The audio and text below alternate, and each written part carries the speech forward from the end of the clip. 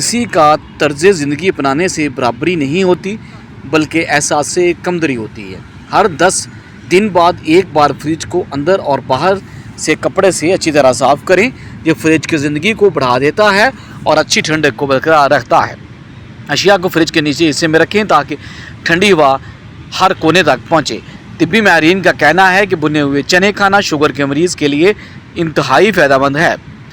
حضرت ابو ذر رضی اللہ تعالی عنہ سے روایت ہے کہ ایک مرتبہ رات کے وقت نبی کریم صلی اللہ علیہ وآلہ وسلم نے نماز شروع کی اور ساری رات صبح تک ایک ہی آیت رکوع و سجود میں پڑھتے رہے کہ اے اللہ، اگر تو انہیں عذاب میں مبتلا کر دے تو یہ تیرے بندے ہیں، اور اگر تو انہیں معاف کر دے تو بڑا غالب اور حکمت والا ہے۔ جب صبح ہوئی تو میں نے عرض کیا، یا رسول اللہ، آپ صبح تک ساری رات رکوع و سجود میں مسلسل ایک ہی آیت پڑھتے رہے۔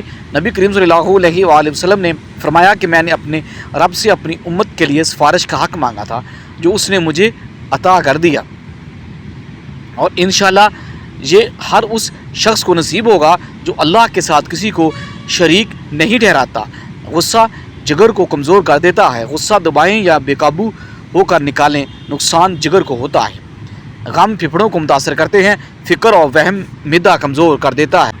زیادہ سوچنا مسئلے حل نہیں کرتا بلکہ آپ کے اندر کے سکون کو کھا جاتا ہے۔ سٹریس آپ کے دل اور دماغ دونوں پر اثر ڈالتا ہے۔ مسلسل سٹریس نہ صرف آپ کے ذہن کو فعال رہنے دیتا ہے نہ دل کو مضبوط رہنے دیتا ہے۔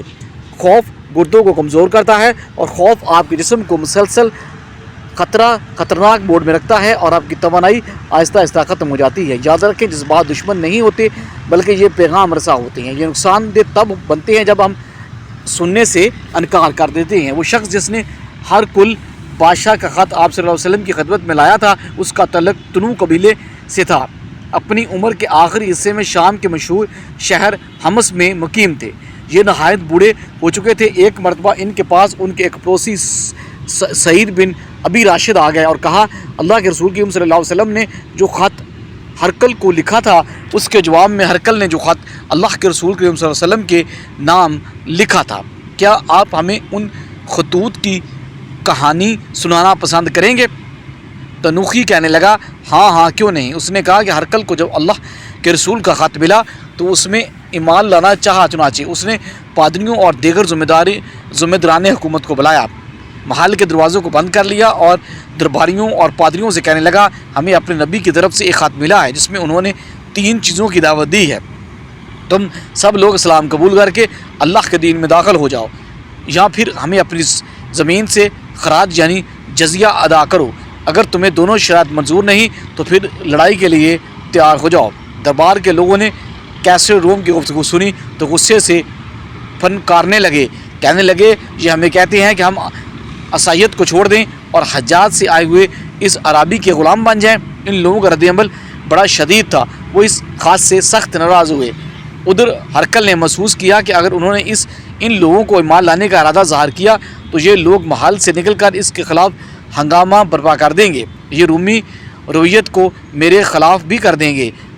ہرقل نے چلاکی سے کام لیا اور ان سے کہنے لگا، میں نے تو تمہیں آزمانے کے لیے ایسی باتیں کہی تھیں کہ تمہیں عیسائیت اور اپنے وطن سے کتنی محبت ہے۔ مجھے خوشی ہوئی کہ تم لوگ امتحان میں کامیاب نکلے۔ ہرقل نے ایک عرب عیسائی کو بلایا اور اسے کہا، میرے پاس کسی ایسے شخص کو تلاش کر کے لاؤ جسے عربی زبان پر امور ہو اور اس کا حافظہ بڑا قوی ہو، میں اس کے ہاتھ اس خط کا جواب بھجوانا چاہتا ہوں۔ یہ عرب عیسائی تلاش کرتے کرتے مجھ تک پہنچ گیا اور مجھے ہرقل کے سامنے پیش کر دیا گیا۔ ہرقل نے مجھے ایک خط دیا اور کہا، اس خط کو اس شخص یعنی حضرت محمد صلی اللہ علیہ وآلہ وسلم تک پہنچا دو۔ ہرقل نے مجھے ہدایت دیتے ہوئے کہا، تم پوری توجہ سے ان کی ہر بات کو سنو اور دیکھو گے، تم سے ان کی کوئی بات چھپنے نہ پائے، ان کی ہر بات یاد کر لینا، پھر جو تم نے سنا اور دیکھا ہوگا مجھے بتانا۔ ہرقل نے مجھ سے کہا، ہاں سنو، تم 3 چیزوں کو بطور خاص نوٹ کرو گے۔ تم دیتے رہنا کہ جب میرا یہ خط ان کو ملتا ہے تو انہیں میرے نام لکھے ہوئے خط میں سے کوئی چیز یاد بھی ہے۔ اس بات کا خیال رکھنا، کیا میرا خط پڑھتے وقت وہ رات کا ذکر کرتے ہیں؟ ان کی پشت مبارک پر دیکھنا کہ تمہیں ان کی کوئی چیز متعجب کرتی ہے؟ تنوخی کہتا ہے کہ میں ہرقل کا خط لے کر چل پڑا۔ آپ صلی اللہ علیہ وسلم ابھی تک تبوک میں ہی قیام پذیر تھے۔ جب میں تبوک میں آپ کے خیمے تک پہنچا تو میں نے دیکھا کہ آپ اپنے صحابہ کرام کے ساتھ پانی کے ایک کنویں پر اپنا کندھا ننگا کر کے تشریف فرما ہیں۔ میں آپ کی خدمت میں حاضر ہو کر آپ کے سامنے بیٹھ گیا، پھر میں نے خط نکال کر آپ صلی اللہ علیہ وآلہ وسلم کی خدمت میں پیش کیا۔ آپ صلی اللہ علیہ وآلہ وسلم نے خط کو اپنی گود میں رکھ لیا اور ارشاد فرمایا، تم کون ہو؟ میں نے عرض کیا کہ میں تنو قبیلے کا ایک فرد ہوں۔ آپ صلی اللہ علیہ وآلہ وسلم نے پوچھا، کیا تمہیں اپنے باپ دادا سیدنا ابراہیم کے دین حنیف اسلام کے ساتھ کوئی دلچسپی ہے؟ میں نے جواب دیا کہ میں اپنی قوم کا سفیر ہوں، اپنی قوم کے دین و مذہب پر ہی ہوں، میں انہی کے مذہب پر رہوں گا۔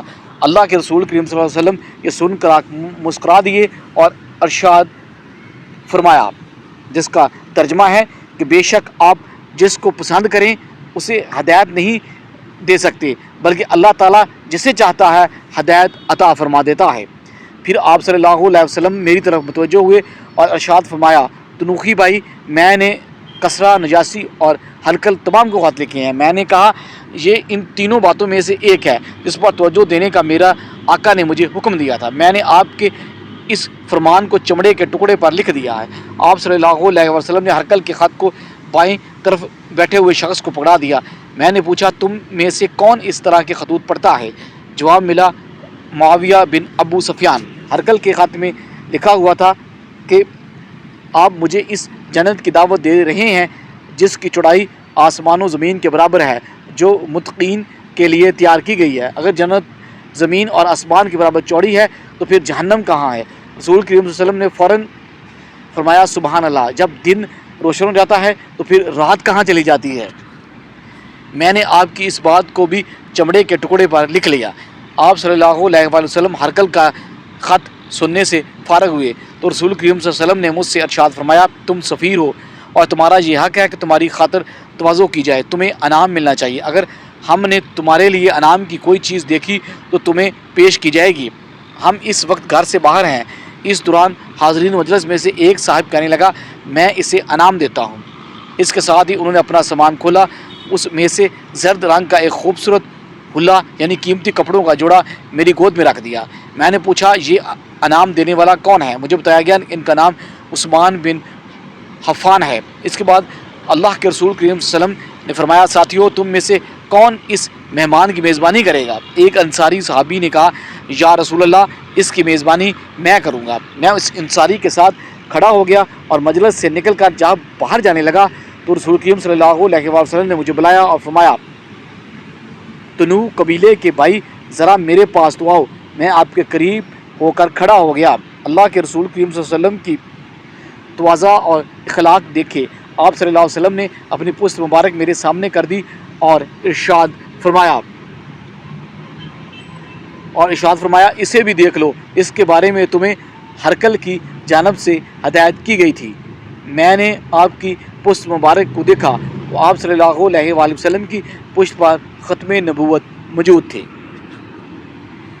امام ابن القیم رحمۃ اللہ فرماتے ہیں کہ ابن آدم پر عجیب ترین نعمتوں میں سے ایک بھول جانے کی نعمت بھی ہے، کیونکہ اگر بھولنے کا عمل نہ ہوتا تو انسان کسی تکلیف غم کو نہ بھول پاتا، نہ ہی اس کی حسرت کبھی ختم ہوتی، نہ کسی مصیبت پر اسے صبر آتا، نہ اس کا غم مرتا، نہ اس کی نفرت اور غصہ کبھی ختم ہوتا، نہ ہی وہ دنیا کی کسی بھی چیز سے لطف اندوز ہوتا، بلکہ وہ ہر وقت افات کی یاد میں کھویا رہتا۔ حضرت ابو ذر غفاری رضی اللہ تعالیٰ عنہ سے روایت ہے کہ ایک مرتبہ ہم لوگ نبی کریم صلی اللہ علیہ وآلہ وسلم کے ساتھ کسی سفر سے واپس آ رہے تھے تو ہم نے زاول حلیفہ میں پڑاؤ کیا۔ کچھ لوگ جلد بازی کر کے مدینہ منورہ چلے گئے، لیکن نبی کریم صلی اللہ علیہ وسلم نے وہ رات وہیں گزاری اور ہم بھی ہمراہ تھے۔ جب صبح ہوئی تو نبی کریم صلی اللہ علیہ وسلم نے ان لوگوں کے متعلق پوچھا۔ بتایا گیا کہ وہ جلدی مدینے چلے گئے تھے۔ نبی کریم صلی اللہ علیہ وسلم نے فرمایا، ابھی تو یہ مدینہ منورہ اور عورتوں کی طرف جلدی سے چلے گئے ہیں، لیکن ایک وقت ایسا ضرور آئے گا جب یہ مدینہ منورہ کو بہترین حالت پر ہونے کے باوجود چھوڑ جائیں گے۔ پھر فرمایا کہ عنقریب یمن کی جیل وراق سے ایک آگ نکلے گی جس سے بصرے کے جوان اونٹوں کی گردنیں दिन की रोशनी की तरह रोशन हो जाएंगी। बुने हुए चने फाइबरों से भरपूर होते हैं। ये आपके अमले इन हज़ाम को सुस्त करते हैं और अज़ाफ़ी शुगर को खून में दाखिल होने से रोकते हैं। नतीजे के तौर पर खून में शुगर की सतह में इजाफा नहीं होता। फाइबर से भरपूर होने की वजह से वो आंतों के लिए की सेहत को बेहतर रखते हैं। वो हज़म के लिए ज़रूरी बैक्टीरिया की अफजाइश को भी फ़रोग़ देते हैं। नतीजे के तौर पर आंतों की हरकत बिल्कुल स्मूथ और हमवार हो जाती है।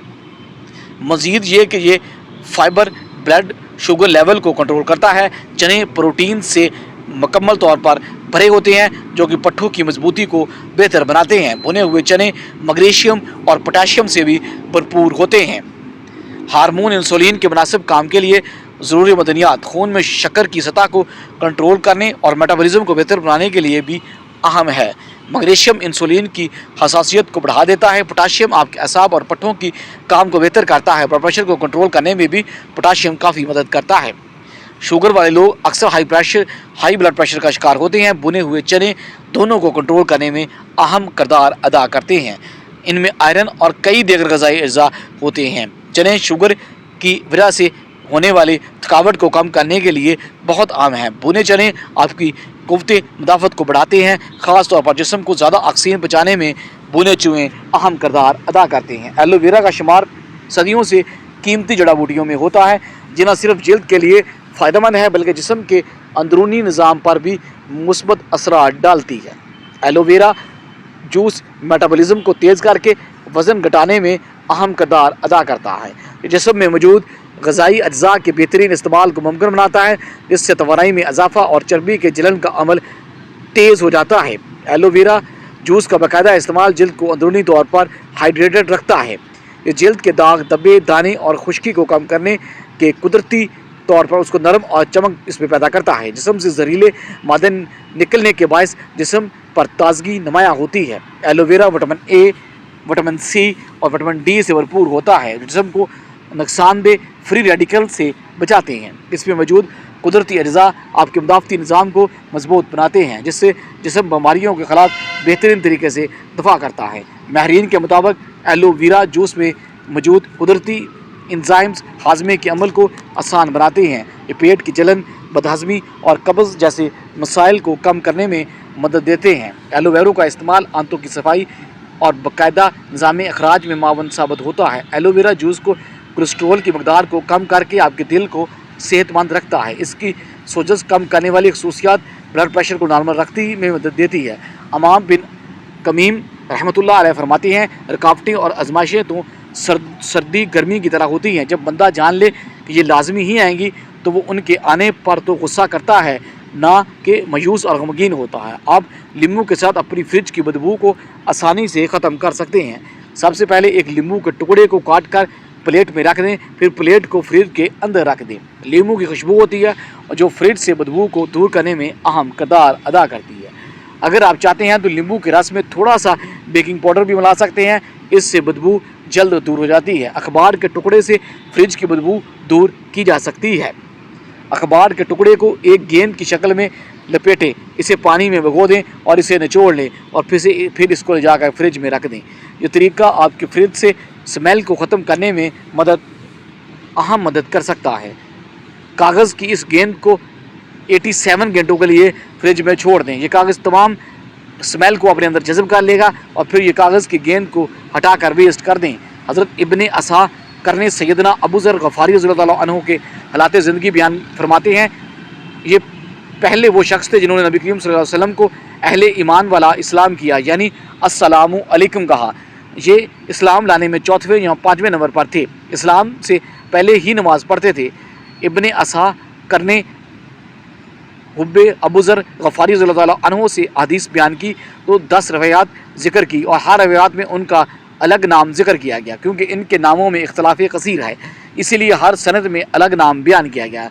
नबी करीम सल्लल्लाहु अलैहि वसल्लम ने इनको ज़ाहद यानी दुनिया से बेरुग़बती में सैयदना ईसा अली नबीना अलैहिस्सलाम के मुशाबा फरमाया। इल्म तय करता है क्या करना है, महारत तय करती है कैसे करना है, तर्ज़ अमल तय करता है किस कदर कहना है और दानिशमंदी तय करती है कि कहना भी है या नहीं कहना।